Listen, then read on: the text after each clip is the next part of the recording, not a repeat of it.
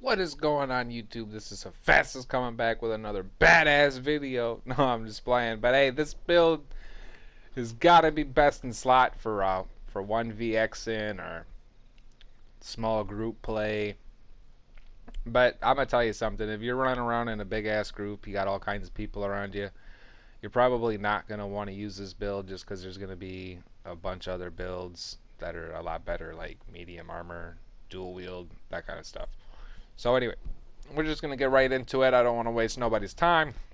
Let's see what we got going on here, guys. So we're going to run Spriggans. And the poison that we're running, this is a 2H build, by the way, but we are going to run Spriggans.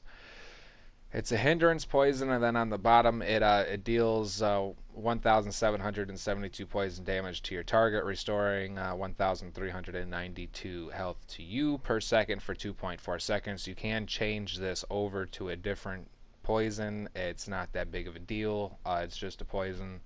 Personally, I like the hindrance just so I can hit my dizzy swings more, or you could do entrapping poisons. Increase the cost of your enemy's magic abilities by 10%. I was trying to find the one where it drains the health from your guy from the target. So if you can find that one instead of using the Magica one, I would suggest using that one, because I don't really feel like the Magica one works anyway. I mean, obviously it works, but you don't notice a difference. Because you're hitting so many people at a time, it doesn't really matter. Like, it don't matter. So on buff bar, we're going to be using Death's Wind. Obviously, we don't want to use Spriggans because we don't need this extra 2-piece on the bottom 4 and 5 weapon damage you don't need on your back bar.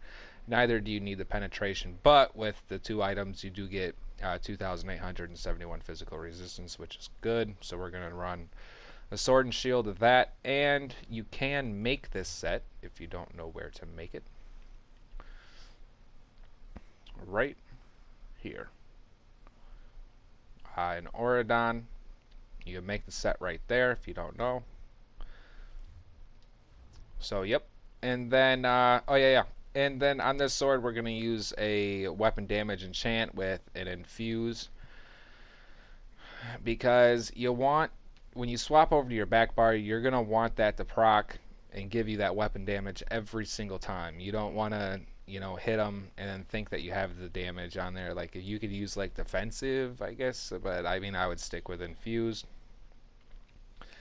In pen shield, max stamina. We are using blood spawn for the head. It's going to be heavy. I am wearing 1 piece of medium armor in the whole build.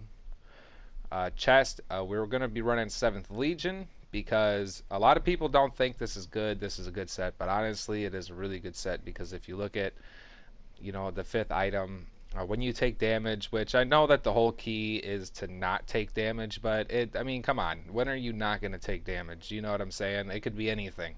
You have a 10% chance to gain 488 weapon damage for 5 seconds and heal for 1,386 health. This effect can occur once every 2 seconds. You hear that? That means it's constantly going to be procced. You're always going to have that extra health coming in, and you're always going to have that, that weapon damage. So that's good. This is the medium to the blood spawn right here. Now you can wear, if you don't like this monster mask, oh well, just run this monster mask. There's not a better one. 7th Legion, obviously, it's all going to be heavy. And then Spriggans, rings, necklaces.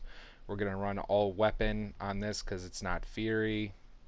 Fury, you only get 1 bar of extra stamina. Whereas Spriggans, you get 2. So that's good. And you'll always have that extra 2 because you'll always have 3 items on from front bar to back bar. And that'll be your jewelry here. So that's good. But that is about it here. Let's go ahead and look at some stats. Sometimes I do too much when I do that.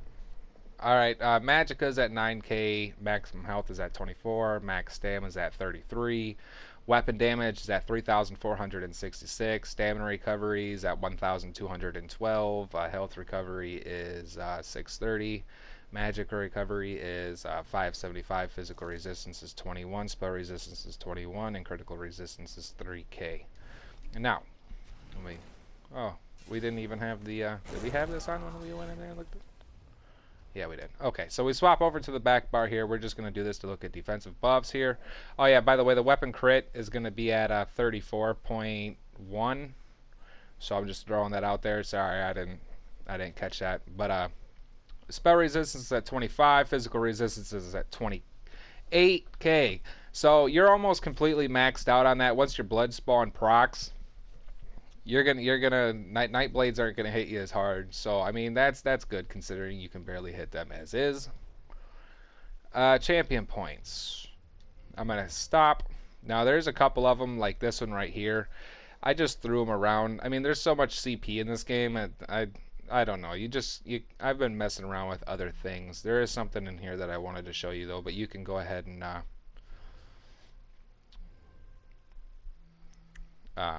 pause the video or whatever. Anyway, shattering blows. Now, I don't know how much I'm going to be able to stress this. I have to change this myself.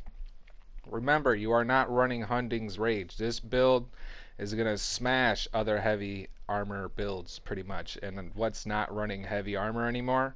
Sorks. I mean, Night Blades are. Well, shitty Night Blades are. And other stamina wardens, which you always want to beat up other stamina wardens. You want to be the best warden on the block. But anyway, put more into shattering blows just because Hundings gives you an extra 400 or whatever flat damage, and you can't use any of this fifth piece from the Spriggans on a Sork who's got a shield. Okay, so I just want to throw that in there. Throw some into shattering blows. Do yourself a favor. What would I take out of here, though? Let me see.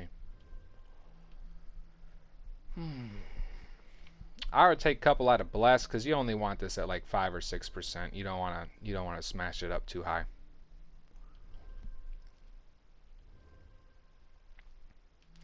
There's another one that I just threw there, but okay. Now, one thing that I didn't I didn't talk about this yet. Pots that I use: Essence of Stamina. The cheap pot that you can just buy out of Cyrodiil. Essence of Health comes in handy. And Crown Tri-Restoration Potions. I forgot to break these down, and I didn't feel like making any more, so I just started using them. You just use whatever. You can use immovables or whatever, but this is mainly what I use. So there you go. Anyway, personally, I think that this is best in slot for the 2019, Stam Warden 1VX small group VX, 4VX, 8VX.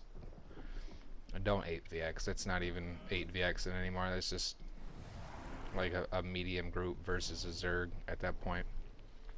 But anyway, have fun with this build, and if you're dying a lot, don't blame the build. All right, you need to look at your playstyle, because I hear people complaining about their build, and I'll run the same armor just to see it. And I mean, it's really hard to die if you go behind cover. You don't want to take too much damage. Don't try to attack people while you're getting your ass whooped. Don't stay on your defensive bar until you're ready to attack. That's the only time you ever want to swap over to your attack bar is to vigor, subterranean maybe. Swap over here, light attack. But you always want to be really close to a corner if you're 1VX, and if you're doing it in a bigger group or whatever, you guys know what you're doing. But anyway, try this build out. Guarantee you're gonna love it. And if you do, don't forget to hit that subscribe button, leave a like, a comment. I'm always checking my YouTube, so there's that. You guys have a good one. Talk to you later.